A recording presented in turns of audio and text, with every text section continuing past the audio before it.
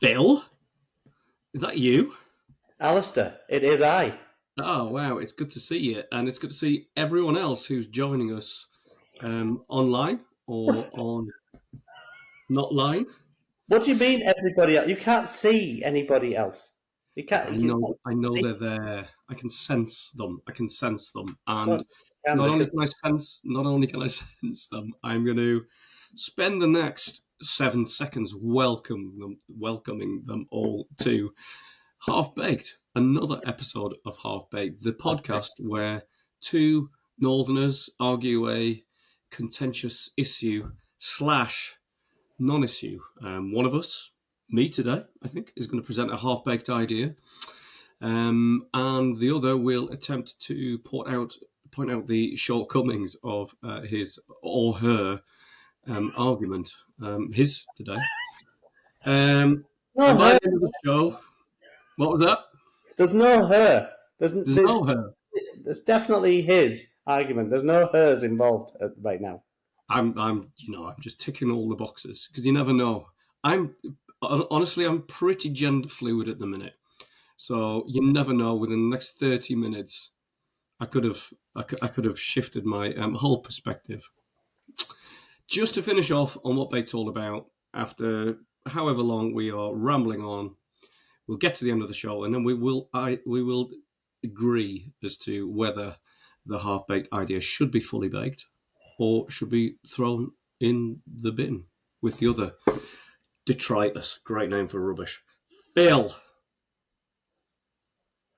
Alistair. How are you doing? Where are you? What are you wearing? Well, it's funny you should say that, Alistair, because today I am, as usual, in sunny California, and I am wearing something that's not just Boss today. I'm wearing Spanx. This is a Spanx top, which I particularly like because it's very taut. But I am no longer in the bakery as I normally am. Instead, I'm in what's like to be known as the pantry, which is a different part of the house. It's in the east. It's in the West Wing, actually. I'm getting confused with which wing of the house it is in. But yeah, I've relocated, and there's a good reason for I relocated. Now we'll find out exactly why that is when I ask the question. Alistair, how are you? Where are you? And what are you wearing? I'm upstairs. I'm pretty good, although I've still got a sore throat because I went out in Sunderland. Does Sunderland automatically lead to sore throat? Yeah, it does. I'm wearing John Smedley as a tribute to the King of England, King Charles III, who is now King of England, having been recently become king, because John Smedley is a supplier of furniture, tailor to the royal family. So as a bit of a doff, I thought I would wear some John Smedley. That's my only doff to the royal family and the king, because I'm not really that bothered. But I just thought that would be a nice thing to do. Have you heard of John Smedley in California? Is that a brand that resonates? Not in California, but before I moved to California 20 years ago, yes, I was familiar with the brand John Smedley, and I have bought Smedleys in the past. And actually, I did believe that I had some Smedleys in a drawer upstairs, but when I went to look for them the other day, after you mentioned Smedleys to me, I found that they were no more. They must have been passed along somewhere, somehow, at one point at a juncture. What is a Spanx? What is a Spanx? What is a Spanx? I'm not that familiar with the brand, but I think it's something to do with. It started off as a brand which was very tight-fitting clothing for ladies to wear under their normal clothing to suck them in. And I don't use it for that purpose because I'm not a lady. But I do like wearing incredibly tight, constrictive tops, and and this falls into that. When I'm relaxing, when I'm at home, And yeah, people say, "Oh, you want to be comfortable?" No, last thing I want to do is be comfortable. I want to be constricted, like in the bedroom. So that's why I'm wearing Spanx. A I Spanx. like. I've never even heard of a Spanx. I might wear a Spanx because I'm, in my dotage, becoming a little bit more overweight than I used to be, and it sounds like the techno clothing that you're wearing might be able to help me out. And you Okay, know what? yeah. Kind of, kind of brings us quite nicely to the subject of the day, Oh, because today we're going to be talking about diet and weight and all of those other things. Because I'm now upstairs. I'm kind of in the county which seems to care more about diets than any others. County, state. I'm in California. I'm upstairs in your house. yeah. I think it should be pointed out that you're in the bakery. I'm Actually, in the bakery. I'm in the bakery. I'm here by myself, apart from the ghostly apparition over my left shoulder, which I can only assume is yours. It's certainly not mine. Um, and because I'm in California, I've been thinking about diet and weight and all of this sort of stuff. And I'm going to put forward the half baked idea today that when you're hungry, it doesn't mean you should eat. That's my idea. When you're hungry, it doesn't mean you should eat. And in fact, um, by not eating, it means that you can probably lose weight. The two things are linked, believe it or not.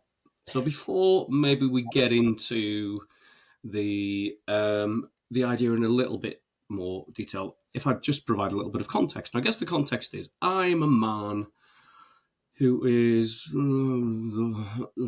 years old now, and I live a lifestyle which isn't particularly healthy. I observe the rule of three, which is drink 3 times a week, alcohol, um, and I no longer do any exercise or anything like that. So, as befits a man of my age, advancing age, I'm putting on a little bit of weight. And what I've found is that I'm able to find an equilibrium between living the lifestyle I want to live and not getting hugely overweight by eating less. Who knew, right? Who knew that the two things were actually linked? And that kind of got me to thinking about why we eat in the first place. And I think that we're kind of pre-programmed to respond to the feeling of hunger. We're pre-programmed to respond to that urge and do something about it, which is usually to find something nearby and stuff it down our cake hole. And that's why I'm putting forward today the relatively serious argument that just because you feel hungry, don't eat. So I'd love to know whether that makes any sense or not, and if you've got any ideas about it, and whether appropriately it should be fully baked or thrown in the bin. Over well, to you you, know Phil. what, Alistair? I think that's quite an interesting idea to postulate because I also think that there shouldn't be a direct link between hunger and eating, but actually for the opposite way around. So when many years ago, 25 years ago, I lived with a French guy in northern England, and he used to talk about, well, are you hungry? We'd talk about eating. He'd say, are you hungry? No, I haven't been hungry for 15 years. And I wouldn't, I'm not going to just eat when I'm hungry. I don't drink just when I'm thirsty. I don't have sex just when I want to have babies. Why would I only eat when I'm hungry? The two things don't have to be linked so tightly together. And so, yeah, I'm totally with you about the two things shouldn't be connected. And you're right. I mean, once you get hungry, if you had every other urge that you had could be instantly satiated, what I mean, it would be fantastic in many ways. But you are able to do that in modern lifestyle, right? You don't have to go miles or stalk prey or plough the fields in order to get hold of food when you need it. You just go to the cupboard or your pantry or whatever, or the fridge or the freezer, and you get some food and you put it in your microwave or you just eat it. I mean, it's really, really accessible and easy to just fill that craving whenever you want it. And maybe there's certain other things like that. If you want to get drunk, yeah, maybe you could have bottles of wine and stuff like that. But it's is it right that you should just kowtow to the hunger cravings so like that, and have a little bit of self control on yourself sometimes? This whole thing about you need to have 3 meals a day, and the other thing, breakfast, the most important meal a day, are bollocks, complete bollocks. You don't need 3 meals a day. There's no way you do. I often skip breakfast. You do not need to have breakfast. It's cobblers, isn't it? I mean, I wouldn't have been quite as sweary as you with your bollocks, but it's. I think it's complete cobblers. I think you can. I think breakfast is probably prescribed by manufacturers of breakfast largely. I nearly said Brexit there, but breakfast largely. I think it's in their best interest to. Yeah. So a couple of things. Couple of things in terms of what you said there. If I can just pick up one. You said it shows that you don't have self-control over yourself. Well, who else you can have self-control over other than yourself? Well, maybe you will. Maybe, in which case it's not self-control. It's wife control. You don't have to stalk prey, but stalking prey can be pretty good fun, right? Yeah, I mean, in this day and age, what else is there? What else is there?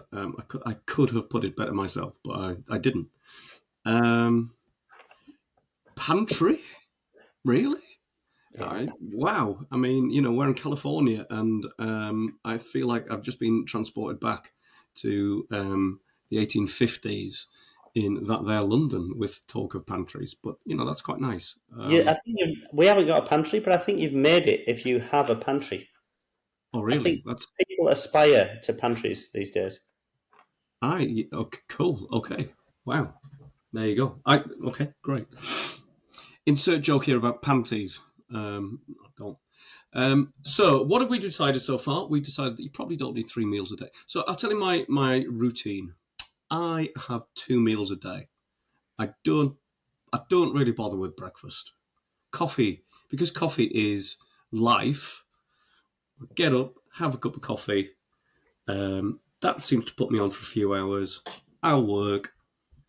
I'll have something at about 11 o'clock or something, and then I just don't eat again. And what happens in the meantime, which is what I've realised, is that you get hungry. You feel a hunger pang. It's a feeling, and that's all it is. But because from pretty much the day that we've born, we've been fed every time that we've felt hungry. We've cried out and we've had our face stuffed with whatever. We've had decades, years and decades of thinking, I'm hungry, I better get myself something to eat. Now, what I've tried to do with my life is to say to myself, hang on a minute, that's just a feeling. That's all it is. It doesn't need to trigger a response. Okay, maybe it's more than a feeling, it's a bit of an urge. It is good to satiate some urges. But if we can isolate it just as a feeling, move on from it, you know what, it kind of tends to disappear. And then you don't need to go on a paleo diet or a keto diet or anything else. You can eat what you want, you can live the lifestyle that you want, you just eat slightly less and feel pretty good about it. And that's kind of the essence, Phil, of this episode, I think. I think you might have come up with a new great idea, Alistair. This idea of using control to prevent yourself from just satiating the hunger need and ignoring it. I don't.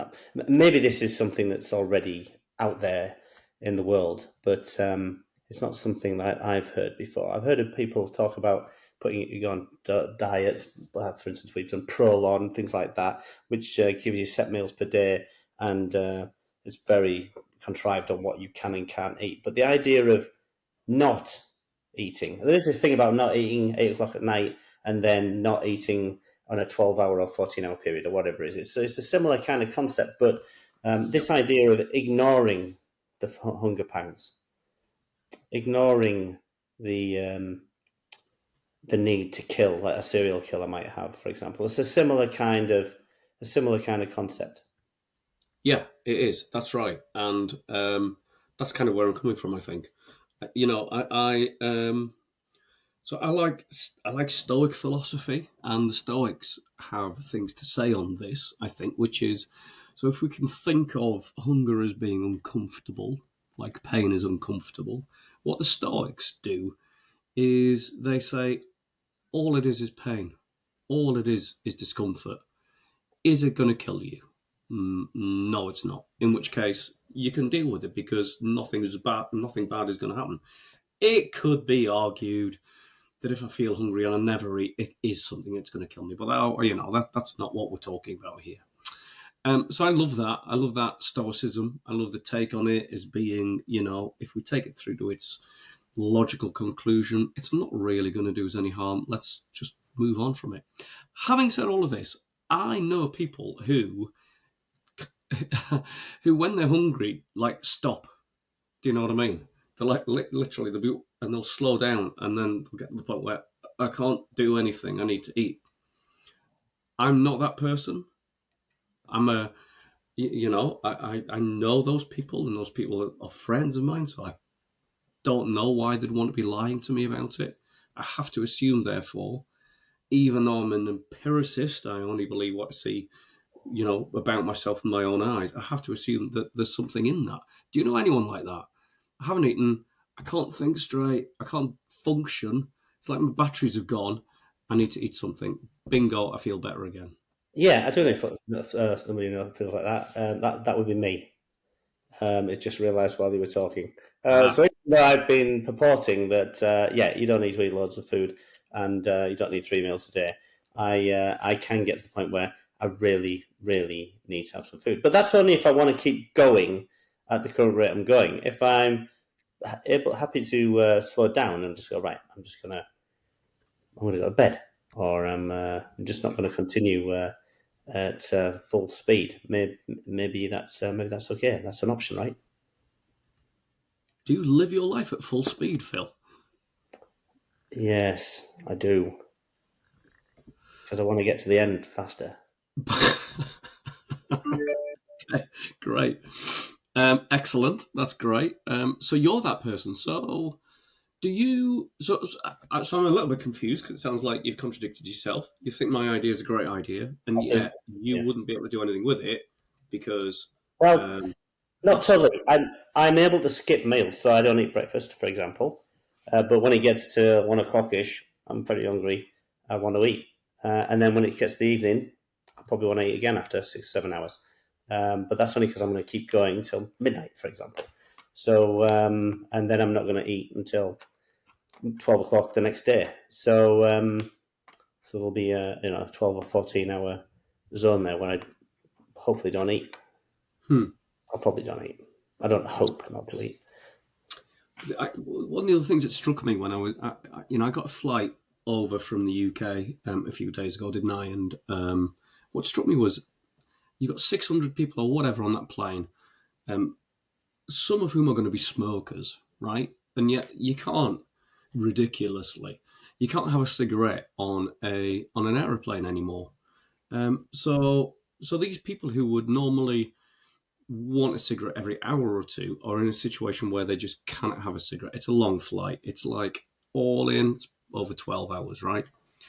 So those people aren't going mental. Their fingers aren't falling off because they just can't have a cigarette. They're just able to defeat the urge because the situation around them and the context has changed. So it's kind of a mind over matter thing, isn't it? Which brings me on to, if you'd indulge me, in one of my favourite subjects, which is the neuroplastic nature of the brain. Because I think what we're talking about here are, you could call them, I think loosely you would call them habits, right? They are things that we learn and we cycle them round over and over and over again to the point where they become so ingrained in our everyday lives that we don't know how to get out of them. And I think my cursory knowledge of neuroplasticity, what's actually happening here is that the circuits in our brain are firing. So you've got a thought and you've got an action,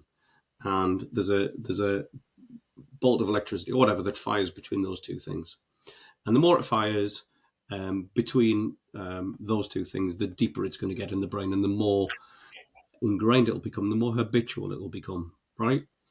But because the brain is malleable, because it's effectively made of like squidgy stuff, you're able to reprogram your brain. You're able to fire a different synapse or a different channel in your brain to reach a different outcome. And then the more you do that, the more that then becomes ingrained, and the more that becomes a new habit. And I think that's kind of what's going on here. Don't just eat when you're hungry. See what it's like to break that habit. Try not to put on more weight or just drink more. And you might find that you've kind of conquered that urge. It's all makes total sense to me. So There you go. Brilliant. I'm all for, if we were going to reach a conclusion on today's episode, I would be all for fully baking your suggestion, Alistair. Excellent. Okay. Let's do that. Let's get it baked. I agree. I haven't heard anything. I haven't had any other thoughts other than the people coming to a stop thing, which I don't really subscribe to wholly. I've heard nothing else that makes me think that the idea shouldn't be baked, cooked, grilled, fried, and enjoyed. Yeah, I think regardless of how hungry I am. hungry and eating is the main thing for me. So either eat as much as you like whenever you like, but don't wait until you're hungry, or don't eat even when you're hungry. Either way, it's fine. Just don't connect the two from now on, because it's pathetic. Strong words, Mr. Jones. Strong words. Great. Okay, fab. So that's a great place to get to. I would love to hear any comments or thoughts that you have out there. Not you, Phil, our listeners. And then we can pick up on those in the next episode of Half Baked. So it just leaves me to say thank you so much for tuning in. We'll see you all again next week when we will be discussing another half-baked idea.